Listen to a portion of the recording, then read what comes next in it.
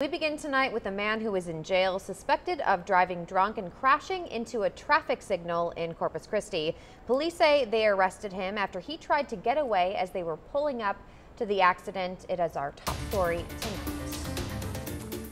It was just after 7 tonight when police were called to the scene of this accident at SPID and Flower Bluff Drive. They say the driver of the white truck was driving too fast on the wet roads when he took a turn, losing control and crashing into the light at the Flower Bluff Drive intersection. The man, who police believe was drunk, then jumped out of the car and tried running away, only to be caught by another pair of officers at the nearby Funtrackers amusement park.